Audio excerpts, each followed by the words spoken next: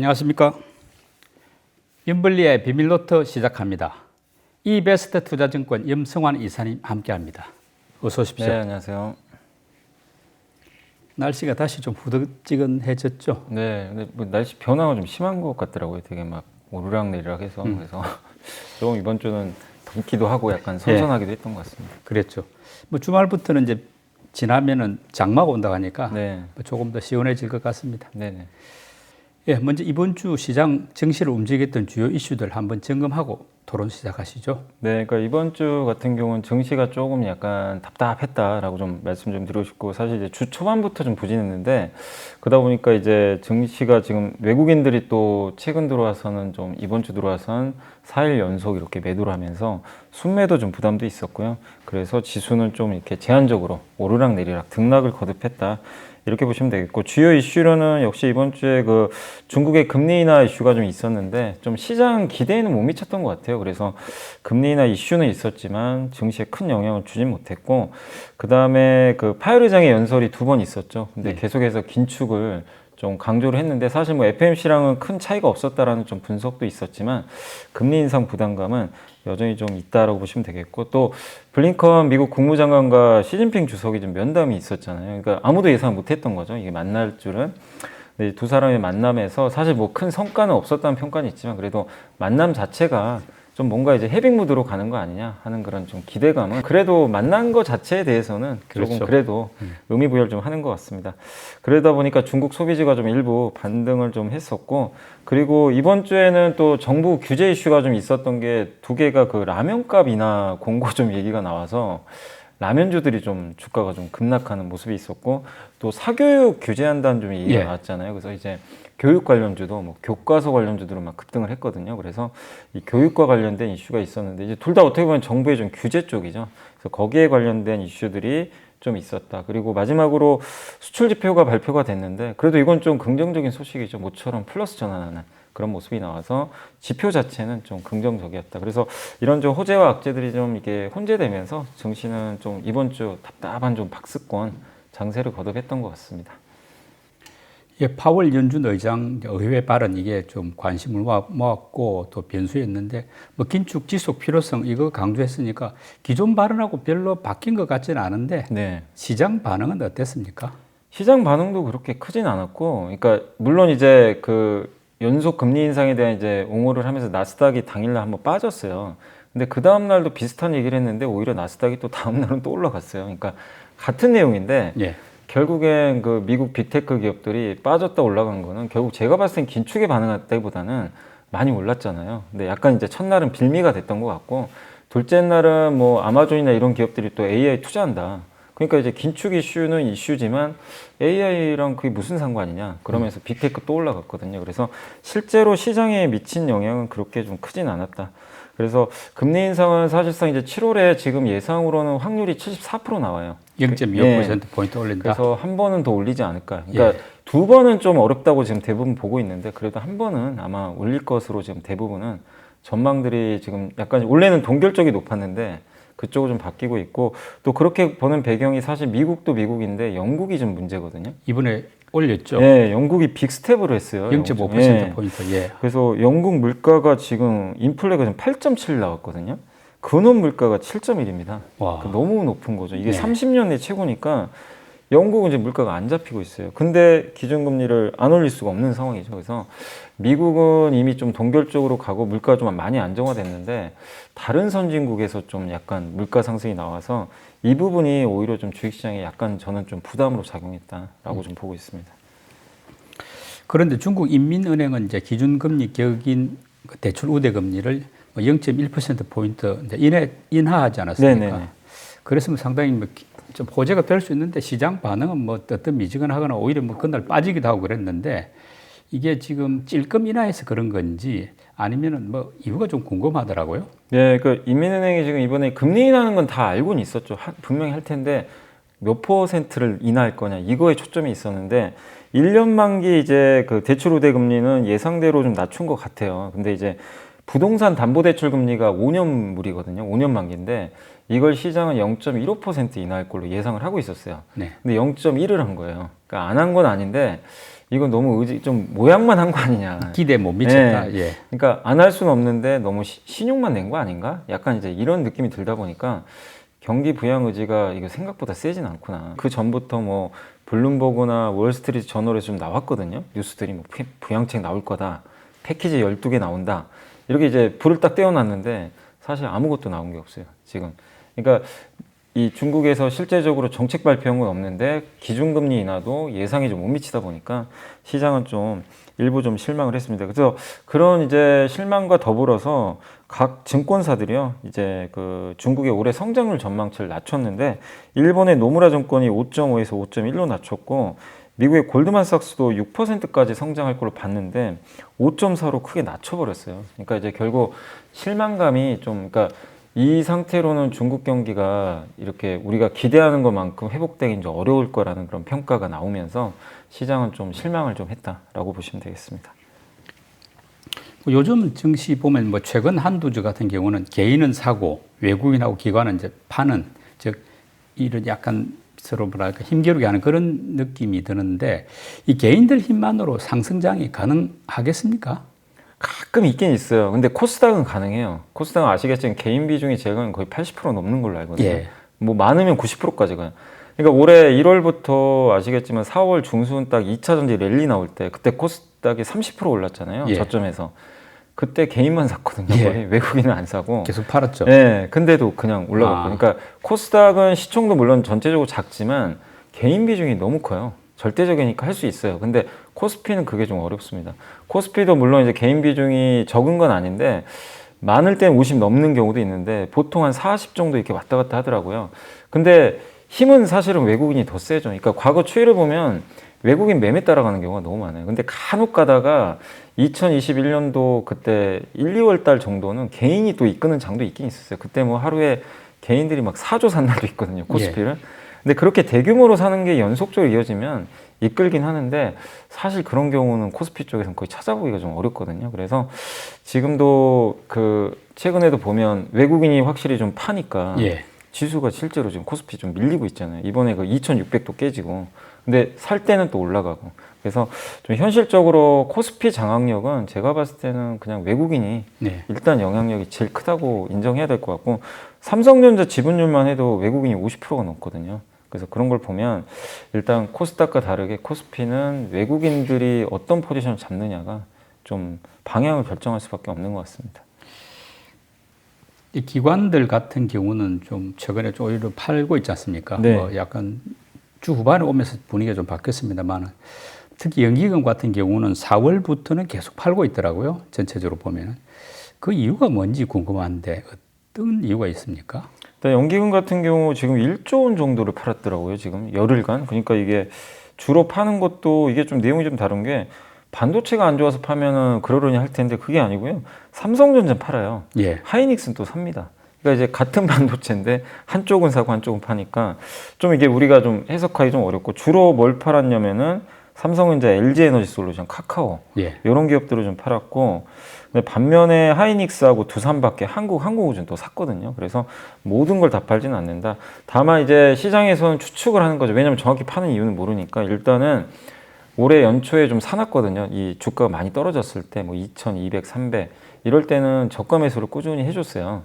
했는데 일단 좀 약간 차익 실현하는 거 아닌가? 2,600 오니까 예. 약간 좀 줄여놓겠다.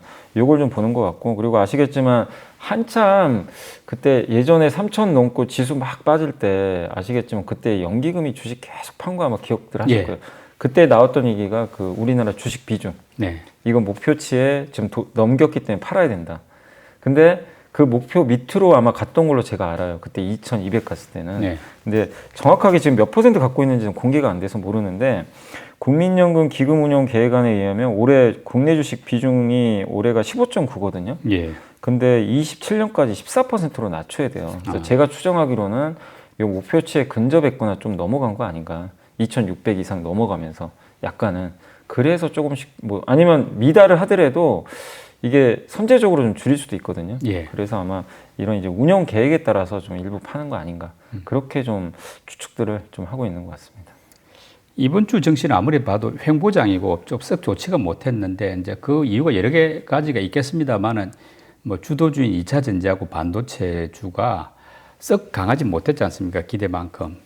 그런 뭐 여러 가지 이유가 있을 텐데 뭘까요?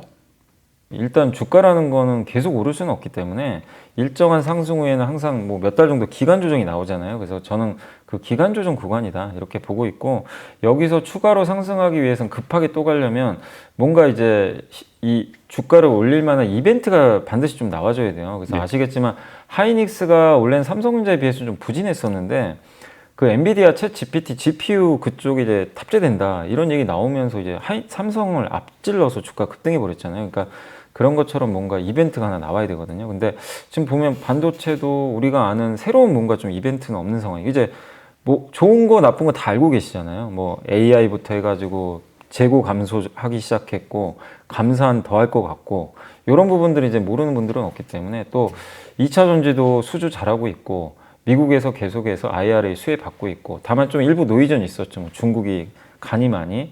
근데 그래서 한번 흔들렸었고, 그렇지만 또 다시 그거는 아닌 거, 이제 시장에서 그렇게 우려할 상황 아니다 해서 다시 주가 복원됐고, 근데 결국 한 단계 레벨업하기 위한 새로운 뉴스는 사실 아직 나온 게 없습니다. 그래서 제가 봤을 때는 2차 전지 반도체는 좀 숨고르기 기간이 좀 당분간 이어지되, 그 여기서 주가가 뭐 크게 폭락을 하거나 뭐 이렇게 급등하는 것보다도 지금 재료가 좀 없기 때문에 옆으로 좀 늘어진다 이렇게 보시면 되겠고, 그리고 제가 이렇게 좀 그래도 견조할 거로 좀 보는, 개인적으로 보는 이유 중에 하나는, 일단 반도체 같은 경우는 그 AI에 대한 모멘텀이 이제 시작된 거잖아요. 그래서 적어도 이건 내년까지는 좀 이어질 이슈라고 보거든요. 계속해서 투자들 늘리니까 그 모멘텀이 아직 저는 완전히 반영됐다고 생각은 안 합니다. 그래서 여전히 좀 그 업사이드는 좀 남아있다고 생각하고, 2차 전지는 지금 성장에 대해서는 누구도 의구심이 없잖아요.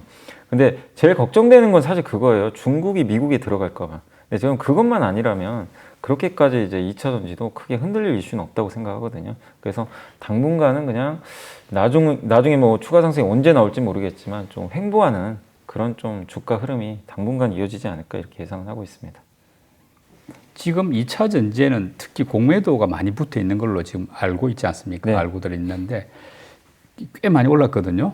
그러면 공매도 쳤던 세력들이 지금 뭐 현재로 봐서는 빠지지는 않고 오르거나 이제 옆으로 늘어지고 있는 이런 상황에서 계속 버틸 수 있을까요? 저는 이제 개인적으로 좀 버티기 그렇게 쉬운 상황은 아니라고 좀 보고 있어요. 그러니까 물론 지금 최근에 공매도 치는 세력은 일단 최근에 쳤기 때문에 그렇게 뭐 큰 손해는 아닐 수 있거든요. 근데 그런 쪽 말고 이제 예전에 좀 미리 낮을 때 했던 이제 세력들 같은 경우는 굉장히 이제 고심을 하겠죠. 예. 손절매를 해야 되나. 지금 몇백 네. 오른 경우가 있으니까. 그래서 아마 제가 봤을 땐 쇼커버링을 많이 하지 않았을까. 왜냐하면 그 무한정 들고 갈 수는 없거든요, 사실은. 손실이 커지기 때문에. 그래서 실제로도 이런 쇼커버링을 시작됐다고 좀 보는 게, 국내 증시에서도 이렇게 공매도 환매하는, 그러니까 공매도 환매 뭐냐면 공매도 쳤던 거 다시 사주는 거죠. 예. 그게 이제 매수를 해서 갚아주는 건데, 그게 실제로 지금 많이 늘어나고 있어요. 그 전에는 이렇게 버텼거든요. 네. 근데 최근 한 5월 들어와서는 급격하게 이 공매도 포지션이 이게 줄어버리는 그 데이터들도 확인을 한번 해봤거든요. 그래서 실제로 공매도 쇼커버링은 이미 시작은 됐다. 예. 그리고 앞으로도 만약에 주가가 계속 올라간다면, 만약에 뭐 이렇게 전고점을 뚫고 그러면 더 쇼커버링이 나올 수도 있거든요. 그럼 주가는 한 번 더 오를 수도 있어요. 예. 그 쇼커버링에 의해서도. 그래서 그럴 조짐도 있기 때문에 어쨌든 지금 이미 시작은 됐고, 주가 흐름에 따라서는 추가로 쇼커버링이 좀 나올 수도 있다. 이렇게 좀 보고 있습니다. 그래서 일단 지금 당분간은 좀 주가에 의한 그 쇼커버링이 아마 그 결정이 되지 않을까 이렇게 보고 있고, 다만 악재가 만약에 뭐 불현듯 또 아까 그 중국 이슈처럼 나온다면 예. 공매도가 더 나올 수도 있겠죠. 뭐 그런 걸 이용해서. 그렇지만 이제 그런 악재만 없다면 계속해서 저는 꾸준하게 좀 쇼커버링은 하지 않을까라고 좀 예상을 하고 있습니다. 그런데 지금 뭐 2차 전지 뭐 몇몇 종목에서 이제 공매도 세력이 혼이 났다고 알고 있는데, 네. 최근에 공매도 이 말은 자금이 더 늘어났다고 하더라고요. 코스닥 같은 경우는. 그 상황은 어떻고 왜 그런지 궁금합니다. 그러니까 이제 이 쇼커버링과 별개로 또 공매도를 하는 그 물량들도 많이 늘어나는 건 사실인데, 지난 20일까지 코스닥 하루 평균 공매도 금액이 2,886억 원인데 이게 예. 지난달보다 좀 한 16% 정도 증가했어요. 예. 근데 사실 많이 늘어났죠. 그 1월 달에 처음이 834억이거든요. 증시가 이제 오르다 보니까 4월에 3,560억까지 갔었습니다. 그러다 이제 물론 지금은 좀 꺾였어요. 약간 감소세인데 고점은 좀 찍었지만 2천억이면 코스닥 치고는 굉장히 많은 수준이죠. 그러니까 여전히 이제 일부에서는 코스닥 좀 비싼 거 아니냐, 약간 이렇게 느끼겠죠. 공매도라는 거는 고평가된 것들을 주로 이렇게 매도하는 경우들이 많다 보니까, 그래서 아마 공매도 세력들 입장에선 코스닥에 대한 좀 부담을 느끼고 계속해서 이렇게 공매도를 하는 것 같고, 특히 기관들의 좀 공매도 자금이 좀 늘어난 것 같더라고요. 기관의 하루 평균 공매도 거래 대금이 1,187억인데 이게 지난달보다 58% 늘어난 수치예요. 그래서 꽤 많이 늘었죠. 그래서 이게 원래는 아시겠지만 공매도 하면 보통 외국인이 거의 절대적이거든요. 예. 이 코스피는 그게 많은데 지금 전체 공매도의 48%가 기관입니다. 코스닥 같은 경우. 국내 기관들이. 네, 그러니까 예. 확실히 좀 코스닥만 딱 따로 떼놓고 보면 기관들은 좀 공매도를 좀 많이 하고 있는 편이다라고 좀 말씀을 드리고 싶습니다. 일부 과열된 부분이 있다, 거품이 있다고 판단이 되는 그런 이제 영역에 들어왔다 보는 거죠. 네, 그러니까 공매도 친다는 거 이제 비싸다고 생각하니까 치겠죠. 예. 당연히 싸다고 치는 뭐 당연히 세력은 없기 때문에.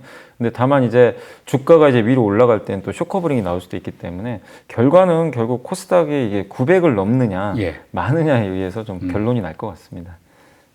이번 주 외국인 기관 개인들 매수 종목하고 또 상승한 업종, 많이 오른 업종도 한번 살펴봐 주시죠. 네, 먼저 이번 주 외국인들이 가장 많이 매수한 주식 10개 종목을 살펴보겠습니다.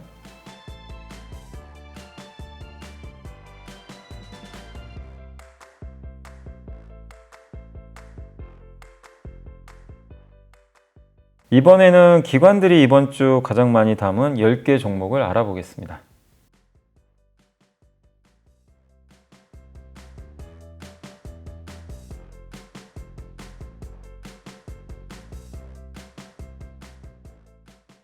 이번에는 개인들이 이번 주 가장 많이 산 주식 10개 종목을 살펴보겠습니다.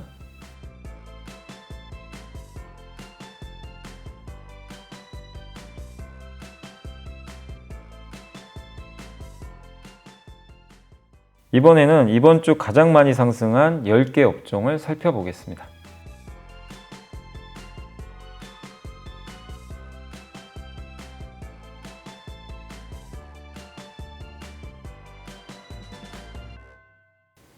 예, 상승한 업종들 가운데서 강세 흐름이 조금 더 이어질 수 있다, 뭐 이렇게 보는 분야는 어떤 쪽입니까? 네, 이번 주에 이제 상승한 기업들이 좀 또 꽤 되는 편인데, 그래도 이제 다음 주에도 좀 연결될 수 있다고 좀 보는 부분은, 일단 이제 조선업종이 이번 주에도 좀 강세를 좀 보여줬거든요. 근데 이게 뭐 구조적인 성장이 좀 계속 나오고 있어서 뭐 다음 주도 긍정적인 흐름이 예상되고, 그 다음에 이번 주에 좀 폴더블 폰 관련주들이 좀 움직여줬어요. 근데 이제 폴더블 폰은 이제 딱 한 달 정도 남았거든요. 이제 삼성이 새로운 또 폴더블 폰 공개가 아마 제가 알기로는 7월 26일 날 공개하는 걸로 좀 알려져 있어요. 그래서 그때까지는 좀 모멘텀이 살아있기 때문에 폴더블 폰 관련주들도 한번 눈여겨보시면 좋겠고, 그 다음에 이번 주에 자동차 대표주도 좀 부진했다가 어쨌든 이제 시장보다는 조금 나아지면서 상승을 해줬는데, 그래도 자동차 대표주들도 이 워낙 지금 저평가됐다는 인식들이 좀 높고, 그동안 또 기간 조정도 좀 충분히 받았거든요. 그래서 좀 괜찮지 않을까. 그래서 조선, 폴더블폰, 좀 자동차 대표주들 좀 긍정적이지 않을까라고 예상을 하고 있습니다.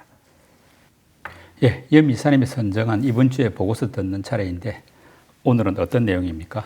네, 오늘은 이제 한국투자증권의 김진우 이주수 연구원님이 쓰신 그 SDV라 그래서 이 차량용 소프트웨어 이제 의미하는 건데, 네. 이 소프트웨어 테트리스라는 이제 제목으로 보고서가 나왔고, 이제 앞으로의 미래차에서 제일 중요한 게 소프트웨어다, 그걸 좀 강조한 보고서입니다.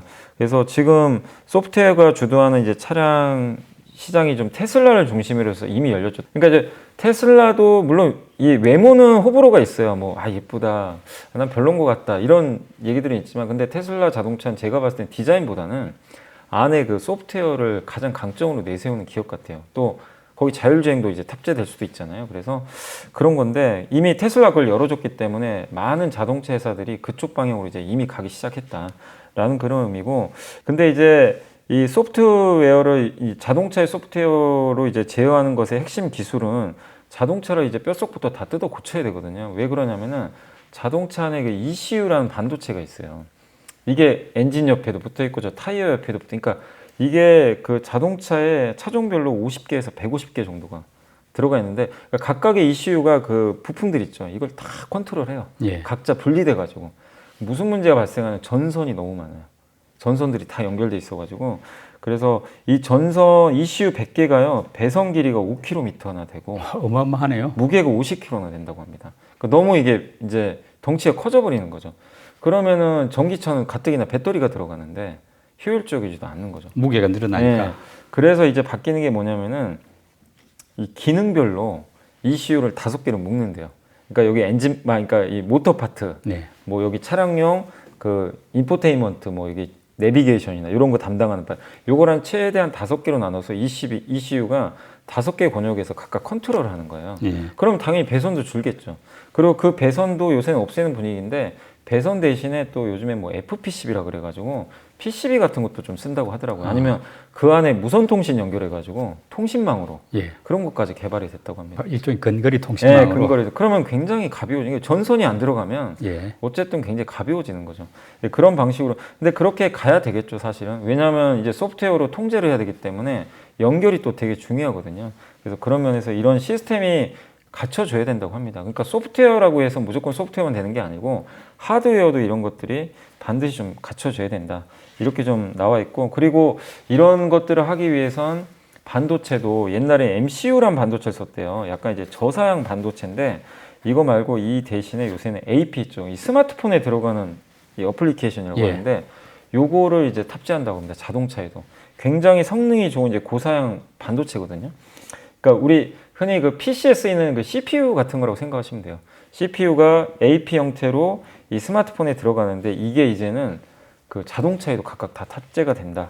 이렇게 보시면 되겠고, 그래서 그 카메라 또 이렇게 주행 성능을 이제 개선시키는 뭐 칩, 또 인포테인먼트, 예, 이런 쪽에 이제 각각의 AP들이 들어간다고 하니까 네. 이 시장도 좀 커질 수밖에 없다. 이렇게 보시면 되겠고, 근데 이제 이런 이제 소프트웨어 기반으로 시장이 커지면 자동차 회사들한테도 이게 변화가 생길 수밖에 없대요. 생산 방식이라든가 이런 상품성이라든가 이런 것들이 다 바뀔 수밖에 없고, 그리고 조직 문화도 바뀔 수밖에 없다고 합니다. 그러니까 완성차 부품 이런 걸 옛날에 내연기관 만드는 조직하고요, 소프트웨어를 만드는 조직과는 되게 또 다르다고 하더라고요. 그렇기 때문에 조직 문화를 이 소프트웨어에 맞게 얼마나 잘 효율적으로 이걸 바꿔주는지, 예. 이게 좀 중요한데, 여기 김진우 연구원님 생각은 자기가 인터뷰하거나 파악했을 때 이 테슬라는 워낙 잘하고 있고 2등 그룹주 중에서는 현대차하고 그 메르세데스 벤츠 있죠. 네. 여기가 좀 제일 잘하는 것 같다, 지금 이쪽에 특화되게. 그래서 좀 긍정적인 평가를 해주셨고, 그 다음에 이제 이 소프트웨어가 중요해지다 보니까 흔히 말하는 그 대형 부품사들 있잖아요. 이 회사들의 위상이 점점 떨어진다고 합니다. 옛날에는 이런 소프트웨어 시대가 오기 전에는 이 중간에 뭐 현대모비스나 예. 한온 시스템이나 아니면 현대위아 같은 큰 회사들이 중간에 이제 가교 역할을 했거든요. 이 2차, 3차 벤더. 그러니까 주요 부품을 예. 이제 공급을 했죠. 예, 근데 이 중요성이 점점 떨어지게 되고 여기에 소프트웨어가 들어간다. 이렇게 보시면 될 것 같아요. 그래서 이 기존의 대형 부품사들은 이익률이 줄어들기 시작하고 그런 이제 구조적인 좀 이제 약간 성장 둔화에 좀 우려가 생기게 되는데, 다만 현대모비스나 아니면은 이 HR 만도 있잖아요. 네. 이쪽은 그래도 현대차라든가 다른 회사들과 이 소프트웨어 쪽 이 부품 생태계에 협업을 해서 충격을 최소화해서 괜찮은데, 지금 한온 시스템하고 현대위아는 새로운 성장 동력을 발굴해야 된다고 합니다. 약간 여기서 도태돼 있다. 그래서 그런 좀 과제를 전달해 주셨고, 그럼 이제 결론적으로 말씀드리면, 그럼 결국 이렇게 소프트웨어가 중요해지는 시대에 누가 수혜를 제일 많이 받나? 자동차 소프트웨어 만드는 기업이 당연히 좋을 수밖에 없겠죠. 그래서 현대차 그룹의 그 현대 오토에버라고 있거든요. 이 회사가 이제 현대차 그룹의 실제 차량용 소프트웨어를 만드는 기업이에요. 소프트웨어 전문 기업이거든요. 그래서 이 회사가 앞으로 현대차 이런 투자 확대에 맞물려서 성장을 할 걸로 보고 있고, 그 외에 몇몇 기업 여기 좀 나와 있는데, 차량용 앱스토어를 구축하는 오비고라는 회사가 있고요. 그다음에 소프트웨어, 이제 자동차용 그 소프트웨어를 교육하고 유지 보수해주는 MDS 테크라는 회사가 있고, 수요가 구조적으로 증가하는 그 차량용 그 반도체 회사 하나 있습니다. 텔레칩스. 네. 여기가 있고, 그다음에 영상을 이제 이미지라든가 이런 거를 이제 우리가 잘 볼 수 있게 보정해주는 그 회사가 넥스트칩. 그리고 차량용 인포테인먼트 시스템으로 이제 점점 변화를 시도하고 있는 이 모트렉스라는 기업이 있거든요. 그래서 요 기업들을 한번 관심을 가져보자라는 그런 내용들이 있으니까 한번 주목해 보시고 어쨌든 자동차가 분명히 변하는 건 맞거든요. 그 산업 자체가 완전히 이제 컴퓨터로 네, 바뀌는 네, 맞아요. 거죠. 네, 말 그대로 뭐 바퀴 달린 네. 컴퓨터가 되는 거니까. 그래서 이게 왜 중요하냐면은 여기서 대처를 못하는 기업은 몇 년에 진짜 도태되거든요. 예. 그 현대차도 방심할 수가 없는 거예요. 좀 주목해 볼 만한 뭐 업종이나 분야가 있다면 어떤 쪽일까요? 가장 좀 부진했다가 좀 요즘에 이제 증권가 평가도 좋고 좀